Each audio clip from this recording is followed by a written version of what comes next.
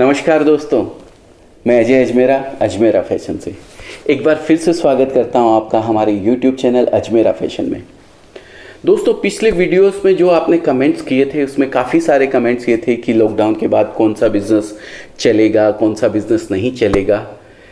तो आज मैं जो वीडियो बनाने जा रहा हूँ वो इसी टॉपिक को लेकर बना रहा हूँ कि आपको कौन सा बिज़नेस करना चाहिए या कौन सा बिज़नेस नहीं करना चाहिए।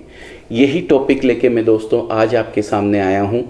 और किसी भी बिज़नेस को करने के लिए, चाहे आप कोई भी बिज़नेस कर रहे हो, जो मेन ज़रूरत होती है डेडिकेशन की या कोई भी चीज़ कह लीजिए आप, जो 8 पॉइंट होते हैं वो मैं इस वीडियो के अंदर कवर करूँगा। तो दोस्तों, एक स्टडी के मुताबिक भारत में जितने भी बिज़नेस शुरू होते हैं उनमें से आधे पहले साल के अंदर ही बंद हो जाते हैं। मैंने इस पर थोड़ा सोच विचार किया तो मुझे एक चीज़ ये समझ में आई कि अधिकतर बिजनेस के फेल होने का बड़ा कारण है कि लोग अपना बिजनेस स्टार्ट करते वक्त होश में कम और जोश में ज़्यादा होते हैं, यानी वे बिना अधिक सोच विचार के ही बिजनेस शुरू कर देते हैं। इसलिए आज मैं अपने उन दोस्तों के लिए ये वीडियो लेकर आया हूँ जो एक सफल और कामयाब एंटरप्रेन्योर और बिजनेसमैन बनना चाहते हैं। इस वीडियो में मैं बेसिकली आपको 8 ऐसी चीज़ें बताऊंगा जो शो करती है कि आप बिजनेस स्टार्ट करने के लिए तैयार हैं या नहीं हैं। नंबर 1, बिजनेस शुरू करने की वजह। आप बिजनेस क्यों शुरू करना चाहते हैं? क्या इस वजह से क्योंकि आप अभी प्रेजेंट सिचुएशन से परेशान हैं, या फिर आप अपनी जॉब से इतना तंग आ चुके हैं कि आप जैसे भी हो अपना खुद का काम धंधा सेटअप करना चाहते हैं, या इसलिए क्योंकि आपकी जान पहचान के कुछ लोग बिजनेस कर रहे हैं और अच्छे पैसे बना रहे हैं। यदि ऐसा है तो मैं आपके बिजनेस में सक्सेस के चांसेस कम बता रहा हूँ, क्योंकि बिजनेस करने से पहले आपके पास कुछ ऐसा होना चाहिए जिसे लेकर आप बहुत एक्साइटेड हों, आपके अंदर से उस आइडिया को लेकर एक पॉजिटिव एनर्जी फ्लो हो रही हो। दुनिया के सबसे अमीर आदमी जेफ बेजोस ने अपनी वॉल स्ट्रीट की रिवॉर्डिंग जॉब परेशान होकर नहीं छोड़ी थी, बल्कि इंटरनेट के जरिए बुक्स बेचने का यूनिक आइडिया उन्हें इतना ज़बरदस्त लगा था कि वे खुद को रोक नहीं पाए और एक बिजनेसमैन बन गए। दोस्तों, मैं ये नहीं कहता कि बिजनेस में आने के लिए आपके पास एकदम यूनिक आइडिया होना चाहिए, ऐसा ज़रूरी नहीं है। मे भी बहुत से लोग पहले से वैसा कुछ कर रहे हों जो आप अभी करना चाहते हो, पर आपके अंदर उस चीज़ को लेकर जोश जरूर होना चाहिए। नंबर 2, अपने आइडिया में पूरा यकीन होना चाहिए। एक बिजनेसमैन को कदम कदम पर चैलेंजेस का सामना करना पड़ता है। किसी भी बिजनेस को शुरू करने के दौरान ऐसी कई चीज़ें होती हैं जो आपके मन में डाउट पैदा करती हैं। ऐसे में ये बेहद ज़रूरी हो जाता है कि आप जिस भी प्रोडक्ट या सर्विस को लेकर बाज़ार में उतरना चाह रहे हैं उसमें आपका पूरा यकीन हो, क्योंकि किसी चीज़ को लेकर एक्साइटेड होना उसकी शुरुआत करा सकता है, पर उसमें आप लंबे समय तक टिके रह पाते हैं या नहीं, ये इस बात पर निर्भर करता है कि आप उस आइडिया में कितना यकीन रखते हैं। थॉमस अल्वा एडिसन 10,000 बार फेल होने के बाद भी बल्ब इसलिए बना पाए क्योंकि उन्हें यकीन था कि ऐसा होगा।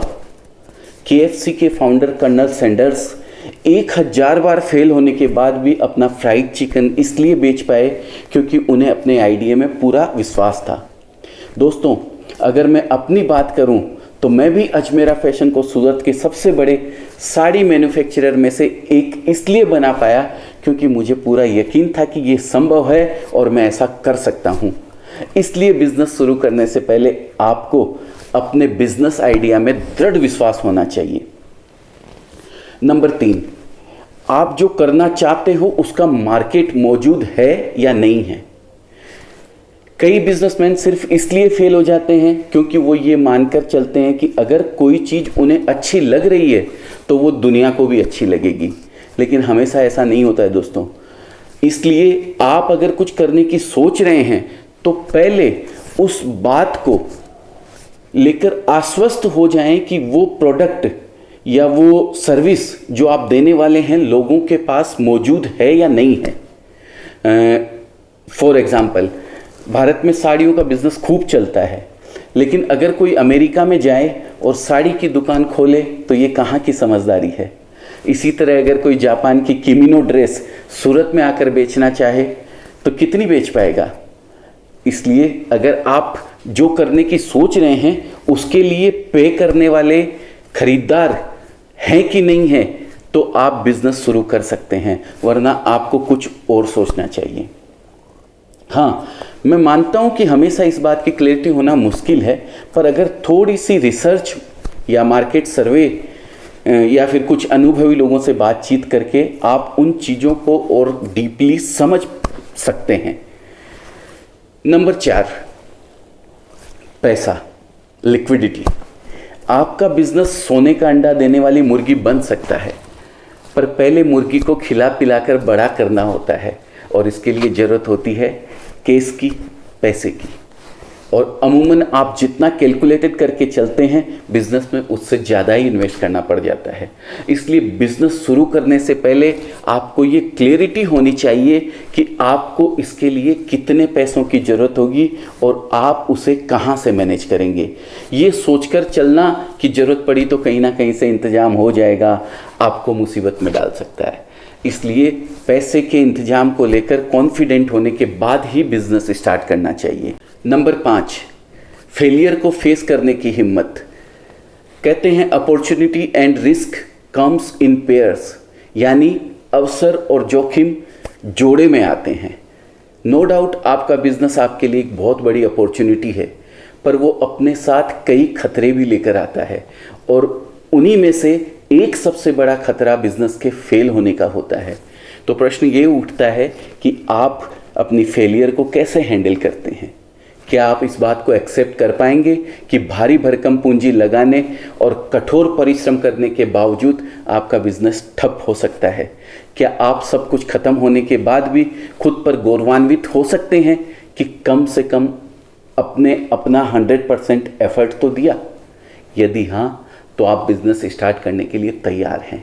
यदि नहीं, तो ये बिजनेस शुरू करने का सही समय नहीं है। इसलिए बिजनेस को लेकर ऑप्टिमिस्टिक रहना अच्छा है, पर एट द सेम टाइम हमें इस बात के लिए भी मेंटली प्रिपेयर रहना चाहिए कि आपका आउटकम नेगेटिव भी हो सकता है। नंबर 6, निर्णय लेने की क्षमता। क्या आप अपने डिसीजन खुद लेते हैं या कोई और उन्हें आपके लिए लेता है? कहीं आपका बिजनेस शुरू करने का निर्णय भी तो किसी और का लिया हुआ तो नहीं? याद रखिए, अपने नए वेंचर को स्थापित करने के लिए आपको रोज कई निर्णय लेने होंगे, वो भी जल्दी जल्दी। इसलिए अगर आप एक ऐसे व्यक्ति हैं जो खुद से डिसीजन लेने में कॉन्फिडेंट रहता है, तो आप बिजनेस करने के बारे में सोच सकते हैं। लेकिन अगर ऐसा नहीं है तो बेहतर होगा कि आप अपनी स्किल को सुधारने के बाद ही व्यापार करने का निश्चय करें। नंबर 7, समय। एक नया बिजनेस न्यूबॉर्न बेबी की तरह होता है, उसे आपका बहुत सारा अटेंशन और टाइम चाहिए होता है। क्या आप वो टाइम देने के लिए तैयार हैं? क्या आप अपनी नींदें छोटी और रातें लंबी करने को तैयार हैं? क्या आप अपने परिवार और यार दोस्तों को ना कहने को तैयार हैं? यदि सचमुच आप ऐसा करने को तैयार हैं तो आप बिजनेस शुरू कर सकते हैं, लेकिन यदि नहीं तो ऐसा करना ठीक नहीं होगा। बिजनेस को सफल बनाने के लिए आपको बहुत अधिक एफर्ट डालना होगा। Number 8, delegation. डेलीगेशन यानी अपना काम दूसरों को सौंप देना। बहुत से लोग सब कुछ खुद ही करना चाहते हैं क्योंकि उन्हें लगता है कि वे ही उसे सबसे अच्छे से और पूरे जिम्मेदारी के साथ कर सकते हैं।